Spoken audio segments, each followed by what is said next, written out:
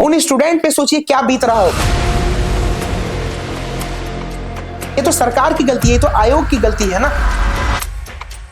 अगर आपसे नहीं संभल रहा है तो आप दीजिए, दूसरे एजेंसी को दीजिए। न जाने कितना दिन रात वो स्टूडेंट जागा होगा, आप सोचिए खुद। ये बिहार का शिक्षा व्यवस्था है। मेरे लिए तो दर्दनाक था, मेरे लिए हंसी वाला बात नहीं था कि हमने पहला अपना डिजिटल बोर्ड खरीदा था कि इसमें चूहा घुस गया। हमारा एक ही विजन है कि हम लोग बिहार के जिस भी एग्जाम को हाथ लगाएं। 2019 से हमने स्टार्ट करा है बीसीसी। उससे पहले आप सिंगल कोचिंग का पूरा बिहार में नाम बता दीजिए जो बीसीसी पढ़ाता होगा। आज हमारे देख के हो गए स्टार्ट, और लेकिन उस टाइम की बात बताइए, आपको सिंगल आप बता दीजिए, नहीं मिलेगा। लेकिन हम लोग क्या करते हैं कि हम लोग एग्जाम तक पढ़ाते हैं, उसके बाद भी जब तक बच्चे कॉलेज तक एंटर नहीं कर जाते तब तक उनके साथ खड़े नजर आते हैं, ठीक है, जहां पे और कोई साथ नहीं देता है। और मैं इतना खुश था ना, एस शांत पब्लिकेशन ने स्ट्राइक मार दिया चैनल पे। तो आपको ये जरूर तो याद होगा कि कोई अंकित सर थे, कोई एस्पेक्ट विजन था, जिससे हम कभी ना कभी पढ़े थे। आप किसी भी कॉलेज का हाल उठा के देख लीजिए, मैं तो सब कॉलेज का हाल जानता हूँ। आपको रूटीन बना के डिपार्टमेंट को भेजा जाता है कि कॉलेज में 10 बजे से लेकर शाम के 5 बजे तक क्लास चलता है। रियलिटी आप जाइएगा तो 1 घंटा ज्यादा क्लास नहीं चलता। सभी इंजीनियरिंग कॉलेज के बच्चे रिलेट कर पा रहे हो। मैं सभी से वादा करता हूँ, आज से 5 साल 10 साल बाद जब आप एस्पेक्ट विजन का नाम सुनिएगा कि एक ना एक दिन आपको भी प्राउड महसूस होगा। स्टूडेंट है हमारे ना, मेरा वादा है आप सभी स्टूडेंट्स, बिहार का हर बच्चा पढ़े, हमारे पास से पढ़े, कहीं से पढ़े, बट पढ़े। Welcome to AV talks, Bihar का पहला स्टूडेंट पॉडकास्ट चैनल। ये हमारा पहला शो है और उम्मीद करती हूँ कि आप इसमें बहुत सारा अपना प्यार देंगे और हमारे वीडियो को लाइक करेंगे, सब्सक्राइब करेंगे, इसे शेयर भी करेंगे। तो आज के हमारे गेस्ट हैं अंकित कौशिक सर, जो एस्पेक्ट विजन के फाउंडर एंड डायरेक्टर दोनों हैं और इस चैनल के भी डायरेक्टर हैं। तो आज हम इनसे जानेंगे इनके लाइफ जर्नी के बारे में और एस्पेक्ट विजन की जर्नी के बारे में, क्या कॉम्प्लिकेशंस आई थी, इन्होंने क्या सीखा और हमें क्या सिखा कर जाएंगे। आज बहुत सारे इंटरेस्टिंग क्वेश्चन पूछेंगे आज हम उनसे। तो अब हम सिलसिला शुरू करते हैं सवालों का। तो चलिए हम अपनी बातचीत को स्टार्ट करते हैं। सबसे पहले आप सभी स्टूडेंट्स का, हमारे जितने भी स्टूडेंट देख रहे हैं हमारे इस एवी टॉक्स पे ये वीडियो को, सबसे पहले सभी का स्वागत है हमारे इस नए चैनल पे। और हमने मिलकर एक प्रयास किया है कि बिहार की शिक्षा व्यवस्था में एक अच्छी चीज हो, इसीलिए एवी टॉक्स बिहार का पहला स्टूडेंट पॉडकास्ट चैनल है जिसपे आप ये वीडियो देख रहे हैं। और आज बैठे हुए हम लोग यहाँ पे, बहुत सारे सवाल ऐसे स्टूडेंट के भी मन में होंगे जो पूछना चाहते होंगे। आज आपका बहुत सारी चीजें, डाउट्स क्लियर होंगी। तो सबसे पहले आपकी जर्नी कैसे स्टार्ट हुई और आपने ऑनलाइन ही आने का क्यों डिसीजन लिया?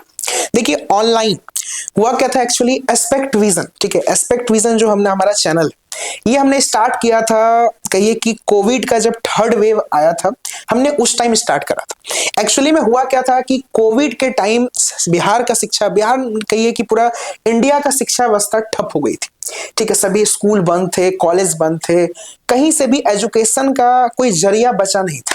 ना स्टूडेंट कॉलेज जा पा रहे थे, ना एग्जाम तक नहीं हो पा रही थी, पोस्टपोन्ड हो रही थी। तो उसी टाइम मेरे दिमाग में आइडिया आया कि बहुत सारे चैनल तो पढ़ा ही रहे हैं ऑलरेडी, लेकिन प्रॉपर बिहार पे कोई ध्यान नहीं दे रहा। क्योंकि आपको याद होगा कोविड जब आया था तो बिहार में कुछ ज्यादा ही इसके इफेक्ट थे, और यही रीजन था कि बिहार का शिक्षा व्यवस्था एज यूजुअल कोविड के टाइम में भी बहुत पीछे था।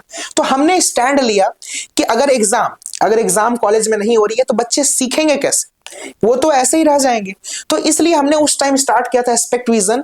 और हम लोगों ने बस इस पर्पस से स्टार्ट किया था कि बच्चों को हम लोग नॉलेज देंगे, स्किल देंगे कि आगे चल के ये कोविड उनके कई एजुकेशन को इफेक्ट ना कर सके। यही सोच के हमने बस स्टार्ट करा था और धीरे धीरे कारवा बढ़ते गया। धीरे धीरे हमें स्टूडेंट का वैसा सपोर्ट मिला, प्यार मिला कि हम लोग नए नए कोर्स की तरफ अग्रसर होते गए और नई नई चीजों को स्टार्ट करते गए। तो आपने ट्रेडिशनल छोड़ के ऑनलाइन ही क्यों चुना? देखिए, ट्रेडिशनल सबसे पहला चीज है कि ये जो दुनिया का जो नियम है, ये दुनिया का यही नियम है कि जब तक आप दुनिया के साथ अपडेट नहीं होइएगा, आप कहीं ना कहीं पीछे रह जाइएगा, ठीक है। तो ट्रेडिशनल बिजनेस करना या फिर ट्रेडिशनल कोचिंग चलाना, ये तो हर गली हर मोहल्ले में मिल जाएगा। लेकिन एक आदमी जो कहिए कि भागलपुर में बैठा हुआ है, वो चाहता है कि हम पटना जाके पढ़े, लेकिन उसके पास उतना पैसा नहीं है, ना उसके पास साधन है कि वो पटना जा सके। तो क्या वो शिक्षा नहीं ले सकता? क्या पटना के टीचर्स उसे नहीं पढ़ा सकते? खैर, भागलपुर तो कहिए एक शहर ही हो गया। मैं बात करता हूं बिहार के किसी भी एक गांव की मैं बात करता हूं। अगर कोई स्टूडेंट वहां बैठा हुआ है और वो इंजीनियरिंग कर रहा है या फिर करना चाहता है, या फिर वो किसी मेडिकल कोर्स में जाना चाहता है या कुछ भी करना चाहता है, क्या वहां पे ये साधन अवेलेबल है? वहां पे उसे ट्रेडिशनल वे में मैं जाऊं तो क्या मिलेगा? एक गांव का कोचिंग मिलेगा, ज्यादा से ज्यादा होगा शहर गांव के 10-15 किलोमीटर के आसपास कोई कोचिंग होगा, वहां जाएगा पढ़ने के लिए। मेरा ये मानना है कि कोई बच्चा गांव में बैठा हो या कहीं भी बैठा हो, उसे टॉप मोस्ट एजुकेटर पढ़ाए, जो बिहार के टॉप मोस्ट एजुकेटर हो वो पढ़ाए और वो घर बैठे इसे पढ़ सके। क्योंकि बिहार में सबसे ज्यादा गांव है, सबसे ज्यादा, और सबसे ज्यादा आबादी बिहार की गांव में बसती है, और गांव के लोगों के पास इतना साधन नहीं होता है, इतना कहिए कि आर्थिक रूप से सक्षम नहीं हो पाते हैं सभी पेरेंट्स कि वो अपने बच्चे को बाहर भेज सके। इसलिए मेरा यही लक्ष्य है कि हम लोग उस शिक्षा व्यवस्था को हम लोग गांव गांव घर घर तक पहुंचाएंगे। तो इसके लिए सबसे बेस्ट माध्यम है ऑनलाइन, इसलिए हमने ऑनलाइन को चुना। क्योंकि अगर हम लोग ट्रेडिशनल वे में चल रहे होते तो आज ज्यादा से ज्यादा पटना के बच्चे हमें जान रहे होते, या मैं भागलपुर से बिलोंग करता हूं बेसिकली, तो भागलपुर में हमारा इंस्टीट्यूट होता तो भागलपुर के बच्चे जान रहे होते। इससे ज्यादा तो कुछ नहीं होता। तो ऑनलाइन बस इसीलिए हमने चुना क्योंकि हमें कम समय में लाखों बच्चों तक पहुंचना है और लाखों बच्चों को एजुकेटेड करना है। सर आपने इसके लिए बिहार को ही क्यों चुना? देखिए बिहार को क्यों चुना, एक बिहारी, मैं खुद एक बिहारी हूं, मेरा जन्म बिहार में हुआ है, तो ऑब्वियस सी बात है अपनी मातृभूमि के लिए सबका प्यार रहता है। और जहां पे आप शुरुआत से पले बड़े होंगे वहां की स्थिति आप बखूबी देख रहे हो। अभी मैं यहां से बैठ के बोलना बहुत आसान होता है, मैं अभी यहां से बैठ के मैं चलाने लगूं पंजाब की कोई एंट्रेंस की क्लासेस, तो क्या मैं सही ढंग से चला पाऊंगा? नहीं चला पाऊंगा, क्योंकि ना मैंने वहां की स्थिति देखी है क्या है, ना मैंने वहां की स्टूडेंट की हालत देखी है, कुछ भी नहीं। लेकिन मैं बचपन से बिहार में रह रहा हूं, तो यहाँ के स्टूडेंट की क्या रिक्वायरमेंट है, क्या कमियां हैं, क्या चीजें उन्हें चाहिए, इससे मैं एकदम भली भांति रूबरू। और अक्सर मैं देखता था कि हर क्षेत्र में आप देखिए, अभी बीपीएससी का सुने होंगे आप, पेपर लीक हो गया, री एग्जाम की मांग की जा रही है, तो बिहार की शिक्षा व्यवस्था बद से बदतर होती जा रही है। अब यहाँ पे सिर्फ मेरे से नहीं, कम से कम हर एजुकेटर को स्टैंड लेना पड़ेगा ताकि बिहार को एक अलग कहिए कि कायाम तक हम लोग पहुंचा सके। तो सर जब आपने ये स्टार्ट करा था तो आपको बहुत सारी चैलेंजेस आई होगी, तो उसमें सबसे ज्यादा बड़ी चैलेंजेस क्या थी? देखिए सबसे बड़ा चैलेंज जो इस फील्ड में, ऑनलाइन के फील्ड में है, वो है टेक्नोलॉजी। क्योंकि ऑनलाइन क्षेत्र है, ठीक है, यहाँ पे आप बस व्हाइट बोर्ड या फिर कोई भी बोर्ड लगा के आके पढ़ा रहे हैं। ट्रेडिशनल, आपने खुद ही बोला, ट्रेडिशनल और ऑनलाइन दोनों में बहुत ज्यादा डिफरेंस। तो ऑब्वियस सी बात है, जब कोई भी चीज हम बड़ी चीजों को करने जाते हैं तो वहां पे बहुत सारी डिफिकल्टी आती है। हमारे साथ भी आई बहुत सारी। हमने स्टार्ट भागलपुर से करा था, हम लोग ज्यादा बच्चों तक नहीं पहुंच पा रहे थे, ठीक है, क्योंकि हम लोग का लक्ष्य था कि हम लोग टॉप मोस्ट एजुकेटर से पढ़वाना चाहते हैं बच्चों को। और आपको भी ये मालूम है, सबको मालूम है कि टॉप मोस्ट एजुकेटर जो है सभी बेसिकली पटना में ही रहते हैं। किसी और जगह होते तो वहां इंस्टीट्यूट नहीं खुल जाता। ठीक है, लोग कोटा क्यों जाता है? क्योंकि कोटा में टॉप मोस्ट एजुकेटर रहते हैं या फिर वो हब बना हुआ है। उसी तरीके से कहीं ना कहीं पटना भी एक हब बना हुआ है। तो पहला डिफिकल्टी ये आया कि हमने जगह का सिलेक्शन करने में हमें बहुत परेशानी हुई। दूसरी बात, ऑब्स्टेकल टेक्नोलॉजी के फील्ड में बहुत आए।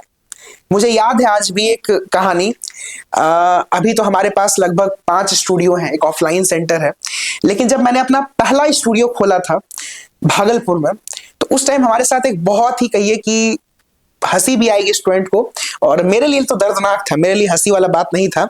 हुआ क्या था कि हमने पहला अपना डिजिटल बोर्ड खरीदा था, ठीक है, पहला डिजिटल बोर्ड खरीदा था, बहुत शौक से खरीदा था कि कुछ करेंगे बिहार में। और उस टाइम वो डिजिटल बोर्ड आई थिंक मैंने 2020 में लिया था, 20 या 19 में लिया था। तो उस टाइम डिजिटल बोर्ड मेरे को 2 लाख रुपया की पड़ी थी। अभी खैर उतना दाम नहीं है, लेकिन उस टाइम थी, उस टाइम डिमांड था बहुत। मैंने दिल्ली से जाके लाया था और भागलपुर में स्टूडियो बनाया, अच्छी चल रही थी, बच्चों को मैं पढ़ा भी रहा था, सब चीज बढ़िया चल रहा था। बीच में मेरी सिस्टर की शादी आ गई और लगभग 1 महीना मैं एंगेज रह गया, 1 महीना। और अभी डिजिटल बोर्ड लिए हुए जस्ट 1-1.5 महीना ही हुआ था। तो 1 महीना में एंगेज रहा, स्टूडियो बंद रहा। जब शादी हो गया उनका, वापस जब मैं स्टूडियो आया, मैं ऑन करना स्टार्ट किया, पैनल ऑन ही नहीं हो रहा, ऑन ही नहीं हो रहा है। अब मैंने टेक्नीशियन को फोन किया, वो आए, चेक किए, तो उन्हें पता चला कि इसमें चूहा घुस गया है और उसने पूरा डिजिटल बोर्ड को खराब कर दिया। पूरा जो मदर बोर्ड होता है डिजिटल बोर्ड का, वही खराब हो गया था। मैंने तुरंत अपने डीलर को फोन लगाया कि भाई देखिए ऐसा ऐसा हो गया। अब उन्होंने जो बोला ना, वो कहिए इतना शॉकिंग था मेरे लिए। उन्होंने बोला कि आपका मदर बोर्ड खराब हो गया है, इसे बनवाने में आपको 1,20,000 का खर्च आएगा। अब आप समझ सकते हैं कि 2 लाख का बोर्ड लिया है आदमी, 2 महीना भी नहीं हुआ होगा, 1 महीना हुआ होगा, इंस्टेंट में, क्योंकि उस टाइम तो भाई जो भी मैं लगा रहा था, घर से लेके लगा रहा था, जहां से भी कर रहा था, कुछ अच्छा करने का मन में था। ठीक है, तो वो मेरे लाइफ का बहुत परेशान करने वाला समय था, बहुत परेशान। हमारी पूरी टीम उस टाइम तो 2-3 लोगों की टीम थी, इतनी परेशान थे हम लोग, क्योंकि उस टाइम बहुत मायने रखता था हमारे लिए, लाख रुपया बहुत होता था। बहुत परेशान थे हम लोग, लगभग 1 महीना 2 महीना फिर से हम लोग व्हाइट बोर्ड पे क्लास कराए थे। तो ऐसे ऐसे मैं इसलिए बस बता रहा हूं आपको कि ऑब्स्टेकल, आप जिंदगी में कुछ भी करोगे, कुछ भी करने जाओगे, ऐसा नहीं कि सिर्फ शिक्षा व्यवस्था के बारे में, आप जीवन में कुछ भी, आप पढ़ाई करते हो, आपके सामने 1000 तरह के ऑब्स्टेकल आते हो, 1000 तरह के। लेकिन उस ऑब्स्टेकल को कैसे आप ओवरकम करते हो, ये जरूरी है। मैं चाहता तो उसी टाइम हार मान लेता कि छोड़ो यार, बर्बाद हुआ, अब आगे नहीं बढ़ते। ठीक है, लेकिन हम लोग के मन में एक उम्मीद था कि चलो आगे सब कुछ धीरे धीरे सही हो जाएगा। तो इसी तरीके से मैं सभी स्टूडेंट को भी ये कहना चाहूंगा कि ऐसे ऐसे ऑब्स्टेकल बहुत आते हैं, बहुत आते हैं जीवन में। आप जितना करोगे उतना ऑब्स्टेकल आपको आते जाएगा, लेकिन आपको उससे घबराना नहीं है, उसे सीखना है आपको और आगे बढ़ते जाना है। एक बार कोई भी एग्जाम आप देते हो गया, एक बार में अगर आपसे क्रैक नहीं हो रहा है, दैट डजंट मीन कि आप उस एग्जाम के लिए नहीं बने हो सकता है कहीं पे कुछ ना कुछ गड़बड़ी हुई होगी, हो सकता है कहीं पे कमी रह गई होगी, उस कमी को जिस दिन आप दूर कर लेंगे आप सफल हो जाएंगे। तो ये चीज है, और ऐसा ऐसा बहुत सारे तरीके के ऑब्स्टेकल आए। ठीक, वैसे बताने चलूंगा तो ये पॉडकास्ट 1-2 घंटे का हो जाएगा। दिक्कतें आई हैं, लेकिन हमारी पूरी टीम ने, एस्पेक्ट विजन की टीम ने और हमने बहुत ही कहिए कि एक पेशेंस लेवल को बहुत हाई रखा और हर चीज को टैकल किया है, हर चीज को टैकल किया है। इसी तरीके से एक और इंसिडेंट था कि हमारा चैनल नया नया ग्रो हो रहा था उस टाइम, नया नया एकदम 4-5 हजार सब्सक्राइबर थे एस्पेक्ट विजन पे, और पहला वीडियो जो हमारा वायरल गया था, 15-16 हजार व्यू गए थे, वो हमारे लिए वायरल ही है, क्योंकि उस टाइम एकदम 1500 व्यू पे रहता था चैनल। तो एक बुक के ऊपर मैंने वीडियो बनाया था, वही गया था 15-20 हजार व्यू गया था, और मैं इतना खुश था ना कि मैं बता नहीं सकता था। लग रहा था कि अब सब कुछ अचीव हो गया। उसी रात को एस चांद पब्लिकेशन ने स्ट्राइक मार दिया चैनल पे कि आपने हमारे बुक को अपने वीडियो में क्यों यूज किया है बिना परमिशन के, और वो लीगल नोटिस था और उसमें कुछ शायद 2-3 लाख रुपए का डिमांड किया गया था कि आप फुलफिल कीजिए, तब जाके हम स्ट्राइक हटाएंगे। काफी बड़ा चीज होता है, बहुत बड़ा रकम है, बहुत पेनफुल था वो टाइम जो है। आप कुछ चीज, उस टाइम तो ये डिजिटल बोर्ड वाली कहानी थी, पहले की कहानी, इतना कुछ हमने देखा है, इतना चीज हमने फेस किया है, लेकिन हम लोग पीछे नहीं हटे। ठीक है, हमने उस टाइम भी प्रयास किया, बहुत सारे एफर्ट्स लगाए, तब जाके सॉल्व हुआ था।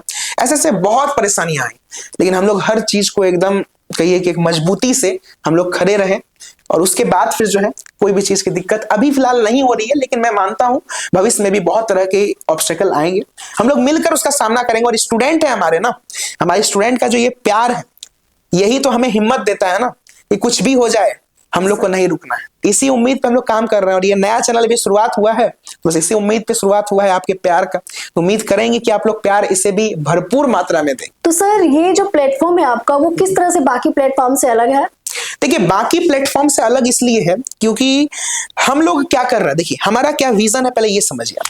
हमारा एक ही विजन है कि हम लोग बिहार के जिस भी एग्जाम को हाथ लगाए हैं बच्चों को पढ़ाने के लिए, हम लोग चाहते हैं कि उसका मटेरियल बच्चों को इस तरीके से मिले कि वैसा मटेरियल कोटा में भी ना मिलता हो स्टूडेंट को। यानी कि कहिए कि बिहार के एक छोटे एग्जाम को हम लोग एक बहुत बड़े लेवल पर रिप्रेजेंट कर रहे हैं। आज मैं एग्जांपल देता हूं आपको, बीसीसी जो एग्जाम हमारा मेन है, एकदम पायनियर जीरो हमारा है, बहुत छोटा एग्जाम था, बहुत छोटा, कोई इसका क्लास नहीं करवाता था, कोई नहीं। ऑफलाइन, ऑनलाइन तो बहुत दूर की बात है, ऑफलाइन में भी कहीं पे भी क्लास नहीं होता था। पता कीजिए 2019 से हमने स्टार्ट कराया बीसीसी, उससे पहले आप सिंगल कोचिंग का पूरा बिहार में नाम बता दीजिए जो बीसीसी पढ़ाता होगा। आज हमारे देख के हो गए स्टार्ट, और लेकिन उस टाइम की बात बताइए आप, कोई सिंगल आप बता दीजिए, नहीं मिलेगा। तो हमारा बस यही है कि जिस चीजों पे लोगों का ध्यान नहीं है लेकिन बच्चे तो उस एग्जाम को देते हैं, यस सर, तो हम लोग उसको उस लेवल तक ले जाना चाहते हैं जिसका वो हकदार है। आज बिहार बोर्ड का बच्चा, ठीक है, कोई भी संस्थान, कोई भी बड़ा संस्थान कहिए, या फिर वो ध्यान नहीं देता कि बिहार बोर्ड के स्टूडेंट को क्या रिक्वायरमेंट है, या हिंदी लैंग्वेज है उनका, या क्या उनको प्रॉब्लम है, नहीं देता है। वो सिर्फ ध्यान देंगे जो कहिए कि जेई पे, नीट पे।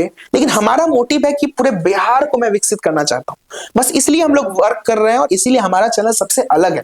और प्यार मिलता भी है बच्चों के लिए, क्योंकि हम लोग बोले ना, मैं बोल रहा हूं बार बार कि हम लोग बिहारी हैं, और हम लोग बिहार के बच्चों के लिए हमेशा लड़ते रहेंगे, हर चीज में लड़ते रहेंगे। बीसीसी में भी कई बार ऐसा होता है कि कोई धांधली हो जाता है, कभी मॉप अप राउंड नहीं होता है, हर चीज में हमने स्टैंड लिया है, क्योंकि बच्चे के हित के लिए जो भी होगा हम लोग उसको करें। तो सर मेरा अगला क्वेश्चन ये है कि आप अपने स्टूडेंट्स के जो लर्निंग प्रोसेस है उसको पर्सनलाइज्ड कैसे करते हैं?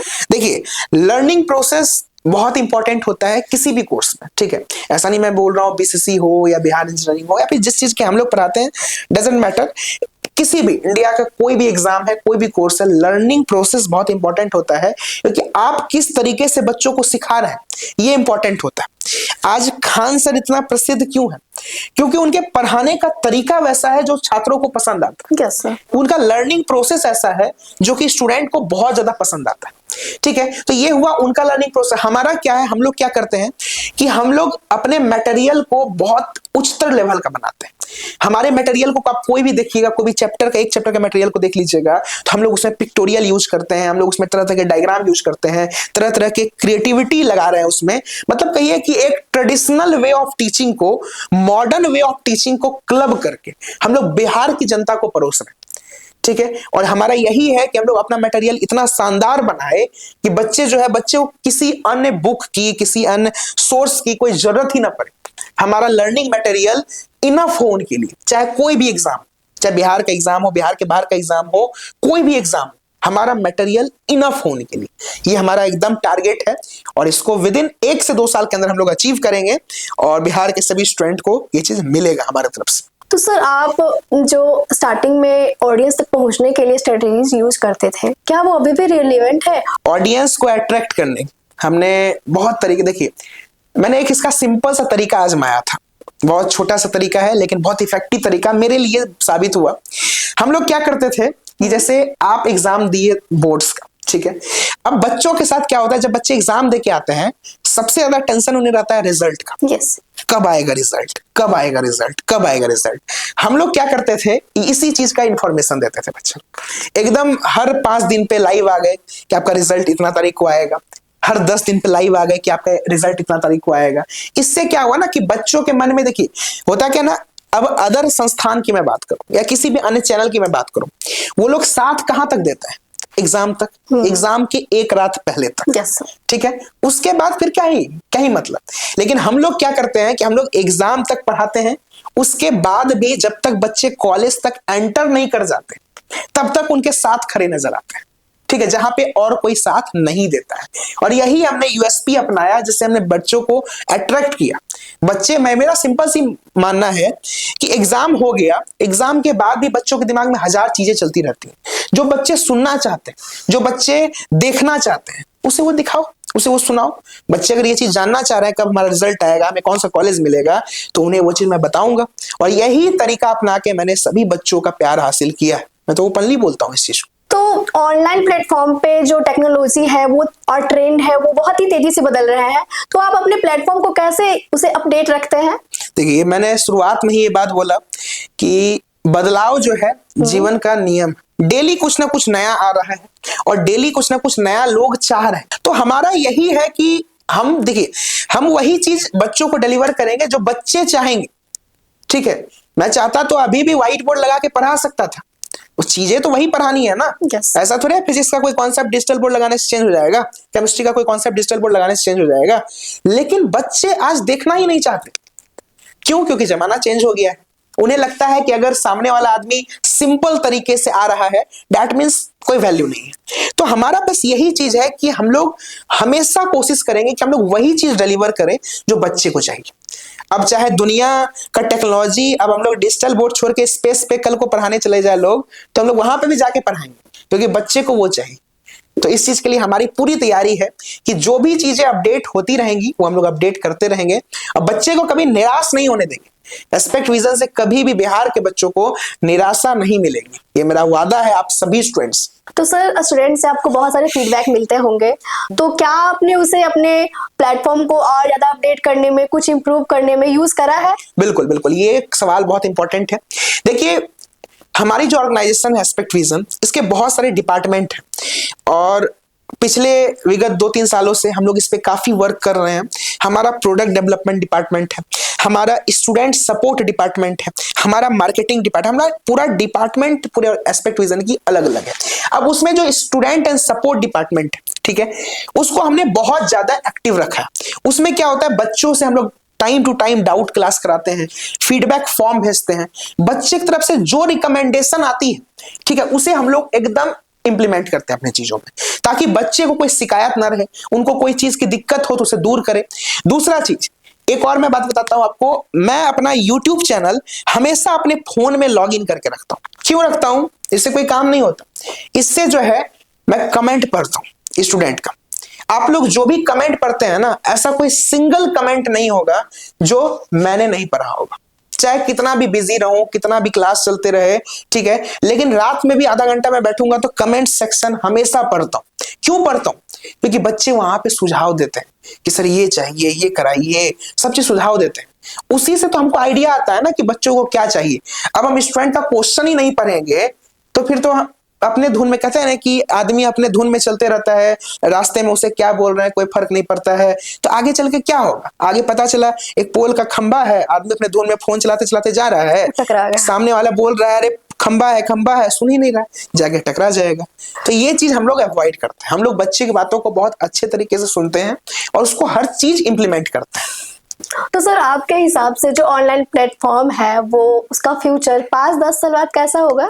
देखिए, ऑनलाइन का जो प्लेटफॉर्म है इसका फ्यूचर आगे चल के एकदम कहिए कि दिन प्रतिदिन ये बढ़ेगा। इससे बहुत सारे देखिए फीचर्स हैं। पहली चीज है ईज ऑफ एक्सेस। कोई भी आदमी कहीं पे भी बैठ के क्लास का मटेरियल एक्सेस कर सकता है। ये चीजें क्या 5 साल 10 साल पहले थी स्टूडेंट के पास फैसिलिटी? नहीं थी। आज हमको कोई भी बुक पढ़ना है दुनिया का, हम एक बार गूगल पे डालेंगे, वो बुक निकाल के पढ़ लेंगे। पहले क्या ये चीजें पॉसिबल थी? नहीं थी। लोगों को लाइब्रेरी जाना पड़ता था, वो भी लाइब्रेरी में कितना बुक रहता है? नहीं रहता है। तो इसी तरीके से बहुत सारी प्रॉब्लम्स को सॉल्व करा है ऑनलाइन प्लेटफॉर्म। आज गांव में हमारे कितने सारे स्टूडेंट गांव में बैठ के पढ़ते हैं। हमारा बैच अभी चल रहा है 2025 का, न जाने कितने सारे स्टूडेंट गांव से बैठ के तैयारी कर रहे हैं। क्या उन्हें ये मिल रहा है अगर मौका, तो ये ऑनलाइन प्लेटफॉर्म नहीं रहता तो मिलता उन्हें? नहीं, उन्हें शहर आना पड़ता।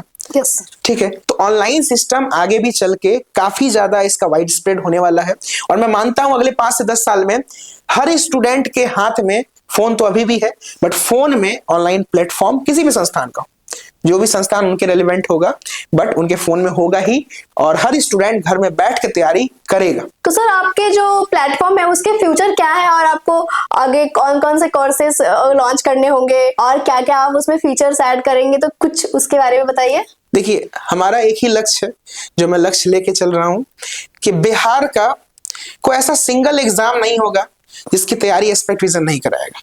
आने वाले 1 साल 2 साल जितना टाइम लगे हमें अचीव करने में, हमारी पूरी तैयारी, हमारी पूरी टीम की तैयारी है कि बिहार का छोटा से छोटा एग्जाम की तैयारी एक्सपेक्ट विजन कराएगा और उसकी प्रिपरेशन हमारे प्लेटफॉर्म पे होगी।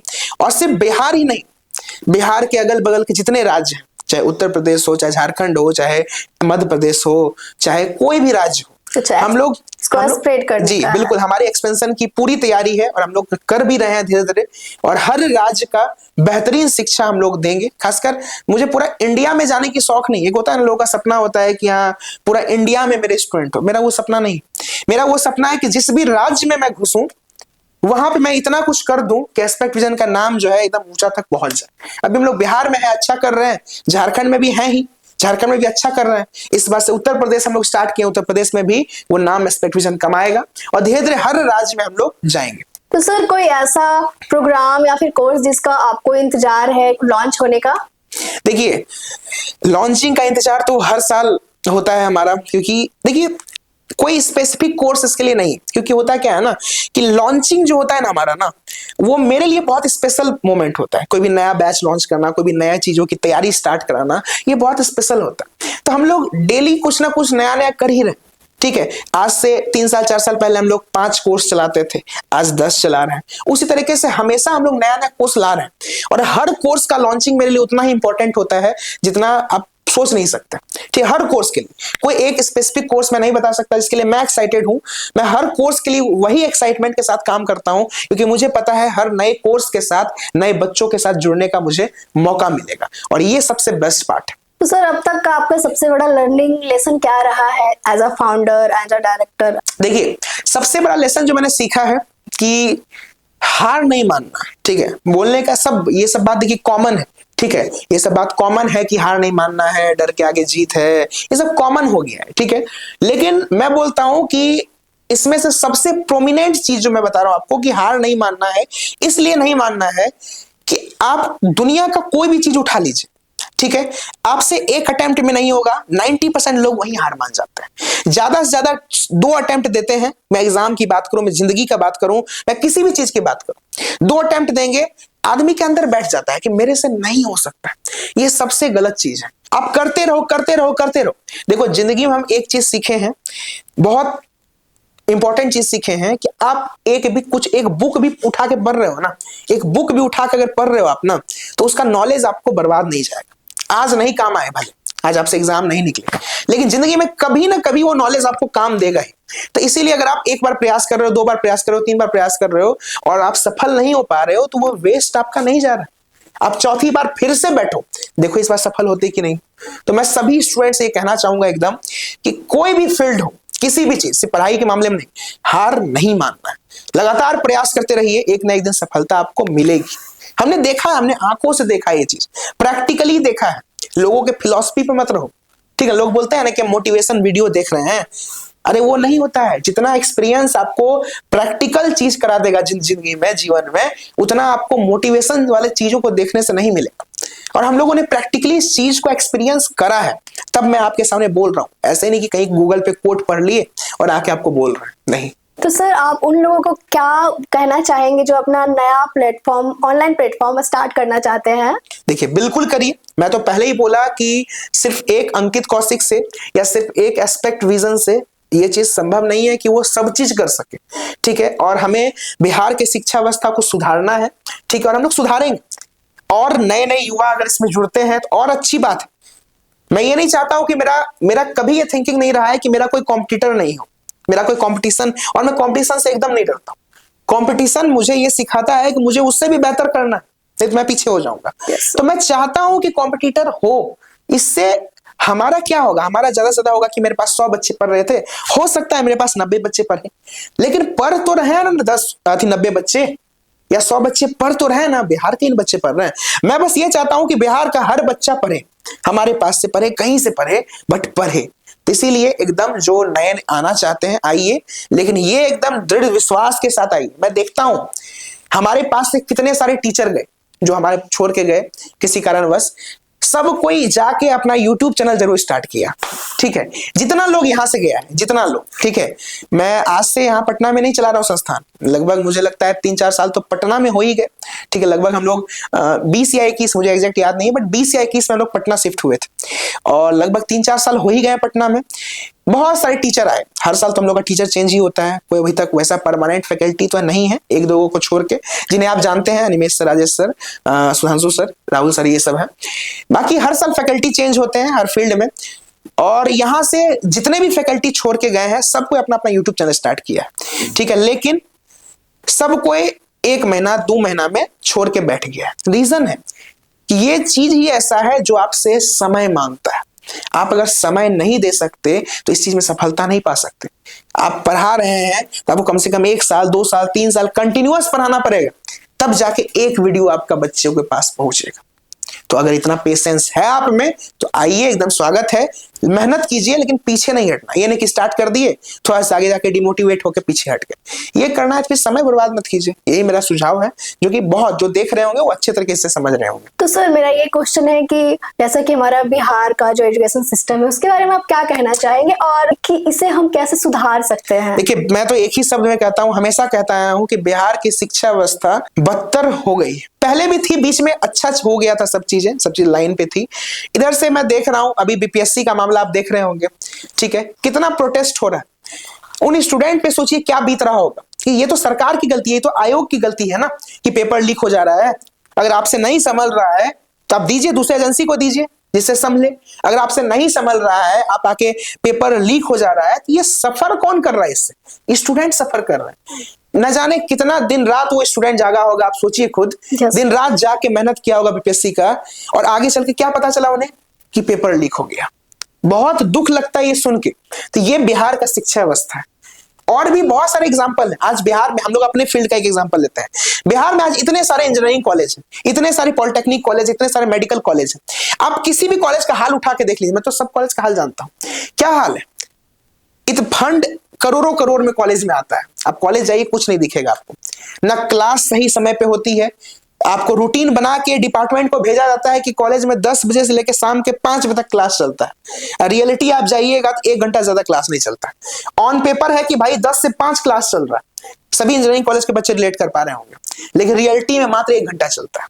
बच्चे भी नहीं आवाज उठाते हैं, क्या चलो मस्ती कर रहे हैं, लेकिन ये मस्ती आपको भारी पड़ेगा। और टीचर लोग भी इंजॉय कर रहे हैं कि चलो सैलरी आ ही रहा है भाई, क्या दिक्कत है, हमको पढ़ाना नहीं पड़ रहा है। तो ये शिक्षा व्यवस्था बिहार की है और इसे हम लोग मिलकर ठीक करेंगे।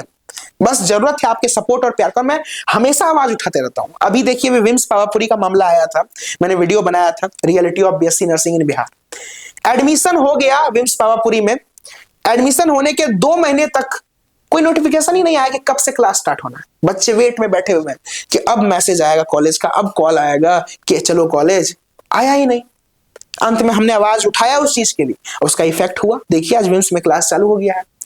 तो इसके लिए प्रयास हम ही लोग को करना पड़ेगा। अगर कोई चीज खराब है तो हम लोग अगर प्रयास नहीं करेंगे तो खराब से खराब होते जाएगा, लेकिन हम लोग प्रयास कर रहे हैं और हमें उम्मीद है पूरा कि हम लोग इसे सुधार करेंगे। और इसमें बस आप लोग का साथ चाहिए, आप लोग साथ दीजिए, आप लोग सपोर्ट कीजिए। उसके बाद देखिए ना, आज से 10 साल बाद आप सुनिएगा एस्पेक्ट विजन ने क्या किया है बिहार के लिए। ठीक है, उस टाइम तक तो आप लोग जॉब वॉब कर रहे होंगे, तो आपको ये जरूर तो याद होगा कि कोई अंकित सर थे, कोई एस्पेक्ट विजन था जिससे हम कभी ना कभी पढ़े थे। तो उस टाइम आपको प्राउड, ये जरूर मैं सभी अपने स्टूडेंट से 2024 बैच के हैं, 25 बैच के हैं, 23 बैच के हैं, मैं सभी से वादा करता हूं आज से 5 साल 10 साल बाद जब आप एस्पेक्ट विजन का नाम सुनिएगा तो आप प्राउड महसूस कीजिएगा कि कभी ना आप ये जरूर बोलिएगा कि हाँ कभी ना कभी हम भी एस्पेक्ट विजन में पढ़े थे। इतना हम लोग हासिल करेंगे, इतना हम लोग बिहार की शिक्षा व्यवस्था को बदलेंगे और इतना हम लोग दृढ़ संकल्प लेके चल रहे हैं, हम लोग बिहार को उस स्थान पे पहुंचाएंगे कि एक ना एक दिन आपको भी प्राउड महसूस होगा। धन्यवाद सर, आपसे बात करके हमें बहुत अच्छा लगा और हमारे स्टूडेंट्स को भी बहुत अच्छा लगा आपको सुन करके, आपके जो जर्नी थी उसे जान करके, और बहुत सारी चीजें हमने डिस्कस की। तो अगर वीडियो अच्छा लगा हो तो आप हमारे इस चैनल को सब्सक्राइब भी करिएगा और वीडियो को लाइक भी करिएगा, शेयर जरूर से जरूर करिएगा, ताकि ये मोटिवेशन हमारे बहुत सारे स्टूडेंट तक पहुंच पाए। ये चैनल जो है, ये चैनल बहुत कुछ सोच के बनाया गया बाबू। इसे बस आपको पॉडकास्ट सुनाने के लिए नहीं बनाया गया। इसके पीछे की मोटिव जो है हमारी, वो बहुत स्ट्रांग मोटिव लेके हम लोग चल रहे हैं। आप लोग सपोर्ट कीजिए, आप लोग प्यार दिखाइए, और एस्पेक्ट विजन पे तो आप लोग प्यार दिखाते ही हैं। उम्मीद करेंगे कि ऐसे ही प्यार आप लोग इस चैनल पे भी दिखाए और एस्पेक्ट विजन पे भी हमेशा दिखाते रहे। मैं ये वादा है आप सभी स्टूडेंट से, मैं हमेशा आपकी परछाई बन के खड़ा रहूंगा। आपको कोई भी परेशानी आएगी तो आपसे पहले एस्पेक्ट विजन वहां पे नजर आएगा, चाहे वो आपके कॉलेज में परेशानी हो, आपको किसी भी चीज में परेशानी हो। ठीक है, तो धन्यवाद, मिलेंगे हम लोग फिर से नया वीडियो में। Have a great day. कैसा लगा वीडियो जरूर कमेंट बॉक्स में आप लोग बताइएगा। धन्यवाद।